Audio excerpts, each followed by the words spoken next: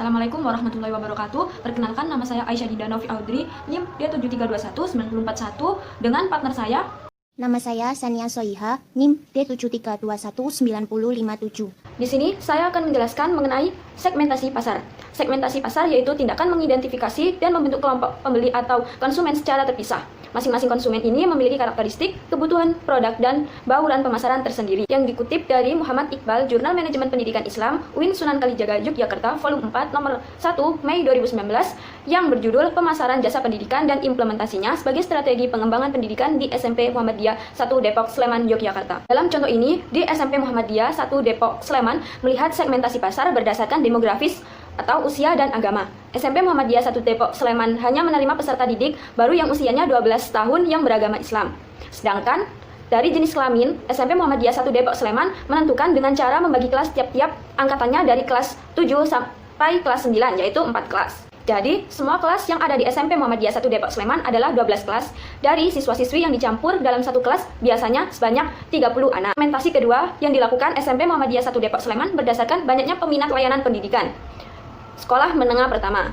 Berdasarkan realitas di lapangan, terdapat banyak anak-anak di sekitar Desa Maguwo Harjo, Depok, Sleman. Ini yang menjadi target SMP Muhammadiyah 1 Depok, Sleman dengan cara berbaur dan mendekati orang tua dan masyarakat di sekitar sekolah.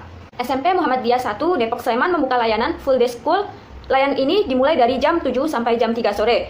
Semua kegiatan yang dilakukan di sekolah sampai belajar, tryout, sholat, istirahat, dan bermain. Dari paparan tersebut, ini sangat memudahkan orang tua siswa ketika sedang bekerja dengan anak-anak belajar di SMP Muhammadiyah 1 Depok, Sleman. Kebutuhan pelanggan yaitu keinginan seseorang atau lembaga terhadap barang atau jasa secara berkesinambungan. Pada kebutuhan ini terdiri dari produk, harga, lokasi, serta bukti fisik yang ditawarkan penjual ke pelanggan. Pada kebutuhan ini dijelaskan di SMP Muhammadiyah 1 Depok Sleman sebagai berikut. Yang pertama yaitu produk. Produk pada Muhammadiyah 1 Depok Sleman berusaha untuk meluluskan peserta didik dan meningkatkan produktivitas peserta didik selama 3 tahun terakhir. Yang kedua yaitu harga. Pada SMP Muhammadiyah 1 Depok Sleman, harganya sangat terjangkau dan tidak mahal dibandingkan dari sekolah yang lain.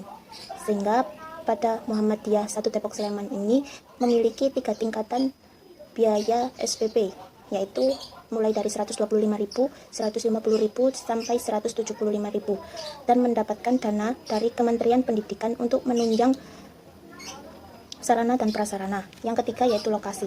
Pada SMP Muhammadiyah 1 Depok Sleman ini terletak di Dusun Setan, Desa Maguwo Harjo, Kecamatan Depok, Kabupaten Sleman, Provinsi Daerah Istimewa Yogyakarta. Dan pada kondisi ini terletak di tengah-tengah dusun yang cukup strategis. Yang terakhir yaitu fisik. Bukti fisik yaitu pada Muhammadiyah 1 Depok Sleman, sarana dan prasarana itu sangat penting sehingga memiliki fasilitas yang memadai. Pelanggan yaitu proses aktivitas ketika seseorang berhubungan dengan pencarian, pemilihan, pembelian, penggunaan, dan pengevaluasian barang atau jasa sesuai dengan kebutuhan yang diinginkan. Pada perilaku pelanggan di SMP Muhammadiyah 1 Depok Sleman terdiri dari 2. Yang pertama yaitu dapat menghasilkan lulusan yang unggul terhadap bidang ekstrakurikuler dan keagamaan. Yang kedua yaitu mampu memberikan produktivitas peserta didik. Kesimpulan dari segmentasi pasar, kebutuhan pelanggan, dan perilaku pelanggan. Segmentasi pasar, kesimpulannya yaitu suatu tindakan yang membentuk kelompok pembeli atau konsumen yang terpisah. Pada SMP Muhammadiyah 1 Depok Sleman, segmentasi pasar berdasarkan demografis dan banyaknya peminat layanan pendidikan sekolah. Yang kedua yaitu kebutuhan pelanggan, keinginan seseorang atau lembaga terhadap barang atau jasa secara berkesinambungan. Pada kebutuhan ini terdiri dari produk, harga, lokasi, dan bukti fisik yang ditawarkan penjual ke pelanggan.